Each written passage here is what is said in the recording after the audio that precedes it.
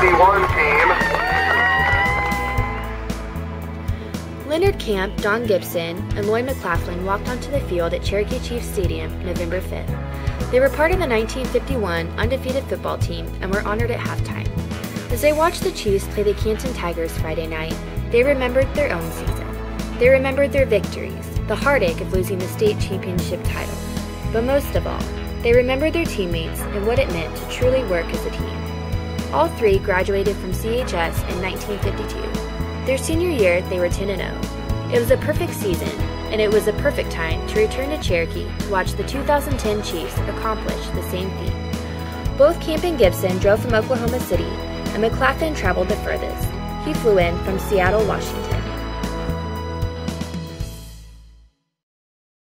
When you played, you guys were 10-0. Did you ever expect to have that kind of season? Yes. When we were juniors and before the season started, we all sat out there at the stands, the old football field, and talked about how we were going to win a state championship. Didn't happen, but we had a good season. We worked at it.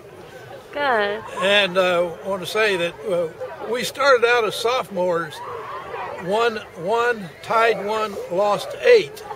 Juniors, 8 wins, 2 losses.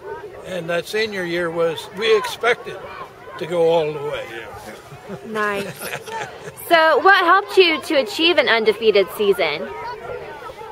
Keep winning.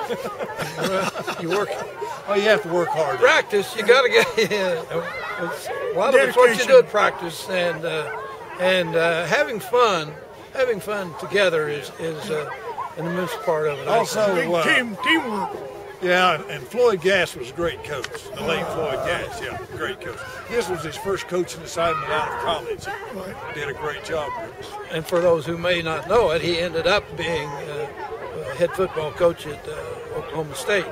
So we kind of sent him on his way, and path of success. We're proud for that too. What do you remember from that season? From the 10-0 season, what do you remember? The bus rides home after the wins and the sock hops after the games at home is what I remember. I remember the Carmen game in which we played. It rained 3 days before the game. It rained all day the day of the game, and we played in mud, and you couldn't see any line markers, and we had a heck of a time because when you went down on that, you would skid 5 yards, 6 yards in the mud. And they finally called the game in the third quarter. Yeah, back then you didn't call games. Fun game. One thing I remember is my buddy here, Leonard, broke my nose the first time. The second time it was in a Shattuck game, championship, and got knocked out. Wow. And you guys are still friends after that, right? No face mask in those days. Then I got to play in the last half of the playoff games. Well, and we one of the reasons that the playoff game was difficult for us is that we had 2 of our best players, starters, who were out with serious injuries, and Lloyd was one of them. Yeah, Bob Martin was the other one that went on to play for OU and so on. So. Yeah. What are some other memories that stick out from the state playoffs? The tie was the biggest thing, and standing around after the end of the game, trying to, and I don't think any of us knew what criteria they were going to use for deciding who won, and all of a sudden it was announced that we lost. And under today's rules, we won the ball game because we ran our extra point in and missed one. They missed one and kicked one. We'd have beat them 14-13 under today's rules. Wanted everybody to know that. So what was the feeling after you found out that you had lost the tiebreaker? Oh, it was let down. It was bad. I mean, yeah, it was a big disappointment. Couldn't believe it. Your football career, except for those who were going on to college, which there weren't that many, but ended a football career. It was all over. Yeah, it happens real fast. I mean, you're up 1 minute, down the next. What positions did you play, and what was your weight when you played?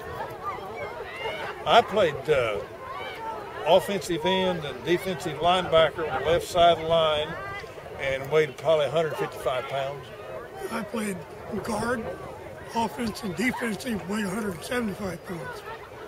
I played my junior year. I played quarterback. The senior year, I was a halfback, and I weighed all of 145.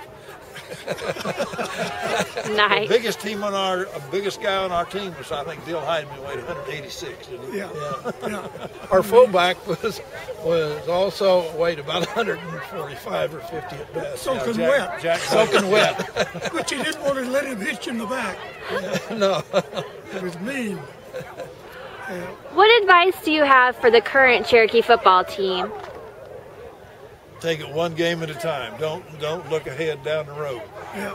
We got caught a little bit looking ahead, I think. Yeah, we did. We were looking for Cleveland because they were ranked 1 or 2, and I forget what we were ranked. But we kind of looked past that team that tied us. I would say, making sure that you keep your head screwed on, and if you get behind, the game's not over. And you can come from behind, and this team hasn't had to do that. And they're a very strong team, and I hope they don't have to do that. Yeah, we tied up that playoff game in the last 2 seconds. Right. Anything else you want to add? We're grateful for being recognized 59 years later. That, and we think our interviewer's real cute. I'll second that. Right. Well, thank you. All right.